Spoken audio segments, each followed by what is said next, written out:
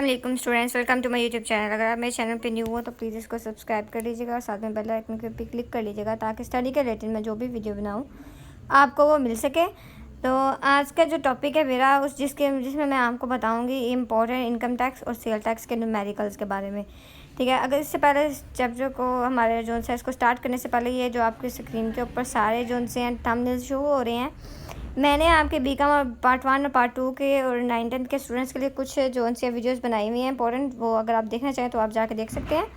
ठीक है, सेकेंड चीज़ ये है जी, कोई भी न्यूमेरिकल ऐसा नहीं है जो मैं आपको बोल दूं कि आप बुक में से न्यूमेरिकल 3 कर लें, 4 कर लें, 10 कर लें, ये कर लें तो ये पेपर में आ जाएगा। नहीं है, ऐसा बिल्कुल भी नहीं है। मैं आपको सिर्फ एक चीज़ बताऊँगी जो ईयर्स के हिसाब से होगी। अगर आप उन ईयर्स की तैयारी कर लेते हैं तो आप इंशाल्लाह अपना जो न्यूमेरिकल है, मैं फुल तो नहीं कहती, लेकिन आप बहुत हद तक अपना न्यूमेरिकल सॉल्व करने में कामयाब हो जाएंगे। ठीक है, न्यूमेरिकल्स की तैयारी कैसे करते हैं?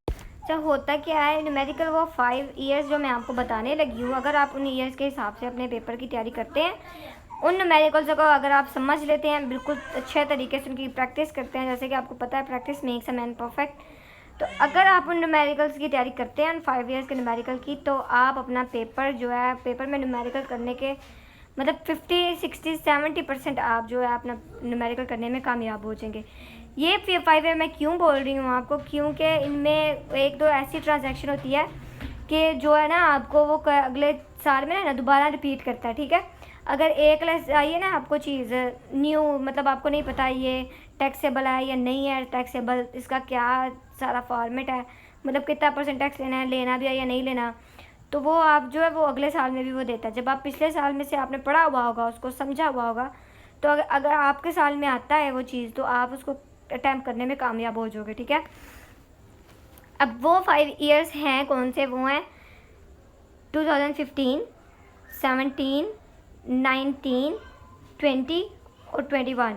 ठीक है, ये वो 5 ईयर्स हैं। अगर कोई बच्चा मतलब long question, definition, numericals, income tax के हवाले से इन 5 ईयर्स को लेके तैयारी करता है तो उसको इसके अलावा कुछ और करने की ज़रूरत बिल्कुल भी नहीं पड़ेगी। ठीक है, आपका इंशाल्लाह पेपर 80% मार्क्स तक कंप्लीट हो जाएगा। सही है।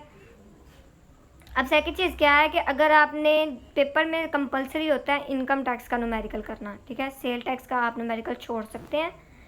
सेल टैक्स का ये हिसाब होता है कि आपको डेफिनेशन और एक न्यूमेरिकल आता है। ठीक है, अब उसमें से आप चाहे न्यूमेरिकल करो, चाहे डेफिनेशन करो, चाहे दोनों करो, ये आपका मतलब अगर आपको दोनों आते हैं तो दोनों कर लो अटैम्प्ट, कोई मसला नहीं है। तो अगर आपको न्यूमेरिकल नहीं आता, शॉर्ट सिलेबस चाहिए, मतलब शॉर्ट टाइम है, आपने नई सेल टैक्स की तैयारी की हुई, तो आप जो मैंने आपको इंपॉर्टेंट शॉर्ट सिलेबस के हवाले से डेफिनेशन सेल टैक्स की बताई हुई हैं, अब वो तैयार करो।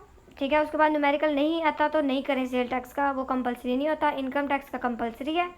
इनकम टैक्स के 5 ईयर्स के जो मैंने बताए हैं उसके हिसाब से अपने न्यूमेरिकल कवर करें तो जो है आपको पेपर जो है वो इजीली आप अटैम्प्ट कर लेंगे। ठीक है, अब होता क्या है पेपर में क्या होता है और पेपर के जो मैंने आपको बताए हैं लास्ट 5 ईयर्स, उनमें क्या होगा, डिफरेंस क्या होगा कि जो है ना उसने इस दफ़ा जो 2021 में पेपर बनाया था उसके लिए उसने 2019 को बहुत ज़्यादा देखा है। ठीक है, अगर आप चाहें तो इस बात को मेरे जाके एग्जामिन भी कर सकते हैं कि उसने 2021 का जो पेपर बनाया है ना, उसने 2019 को बहुत ज़्यादा प्रेफर किया। ठीक है, मतलब 2019 में जो चीज़ें हैं ना उसने बहुत ज़्यादा चीज़ें ना 2021 में भी डाली हैं। अब जो है 2022 है तो उसके लिए वो 2020 देख सकता है या 2015 या 2018। ठीक है, इन 3 जो है ये इसको वो देखेगा और उसके बाद आपका वो पेपर तैयार करेगा। अब वो पेपर तैयार होने के बाद आपके क्या होता है कि आपने सेल टैक्स को भी ज़रूर हाथ लगाना है और इनकम टैक्स को भी ज़रूर हाथ लगाना है। इनकम टैक्स तो है आई कंपलसरी और उसका न्यूमेरिकल भी। सेल टैक्स की आप सिर्फ डेफिनेशन ही कर सकते हैं, छोड़ना आपने दोनों में से कुछ नहीं है। ठीक है, सेल टैक्स के न्यूमेरिकल नहीं करना तो डेफिनेशन आपने ज़रूर करनी है, छोड़ना नहीं है। अगर आपने डेफिनेशन नहीं की तो वो आपकी सप्ली पक्की है। ठीक है, अच्छा दूसरी चीज़ मैं आपको बताने लगी थी कि जब तक आपने ये 5 ईयर्स करेंगे आप अपने कंप्लीट न्यूमेरिकल के लिए इनकम टैक्स के या सेल टैक्स के, तो आप जब अपनी बुक खोलेंगे उनके न्यूमेरिकल्स खोलेंगे तो आप 12 न्यूमेरिकल्स कर चुके होंगे। इन 5 ईयर्स में आप 12 न्यूमेरिकल कर चुके होंगे।